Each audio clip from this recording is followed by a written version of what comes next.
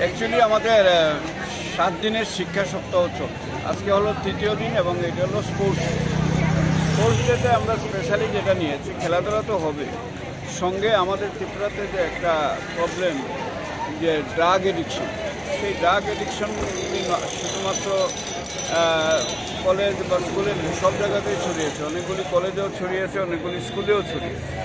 যার জন্য আমরা শিক্ষা বিভাগের পক্ষ থেকে সব স্কুলকে আমরা রিকোয়েস্ট করেছি যে তাদের যে যারা ছাত্রছাত্রীরা রয়েছে সেটার বিরুদ্ধে একটা প্রতিরোধ গড়ে তুলতে, মানুষের কাছে তুলে ধরতে যে আমরা ছাত্র সমাজ, শিক্ষক সমাজ ড্রাগের বিরুদ্ধে, এবং ড্রাগ নিয়ে যারা ব্যবসা করে বা ড্রাগ যারা প্রতিনিয়ত ব্যবহার করে তাদের আমরা সজাগ করে দিতে চাই যে এগুলি আপনারা বন্ধ করুন। ছাত্র সমাজও তাদের বিরুদ্ধে তারা সজাগ করে দিতে চায় যে এগুলি বন্ধ করুন, আমরা সুস্থ সমাজে যাতে আমরা বাস করতে পারি। এবং আজকে সারা ত্রিপুরাতেই যতগুলি স্কুলের সম্ভব সব স্কুলগুলি এইভাবে মানববন্ধনের মাধ্যমে এই ড্রাগের বিরুদ্ধে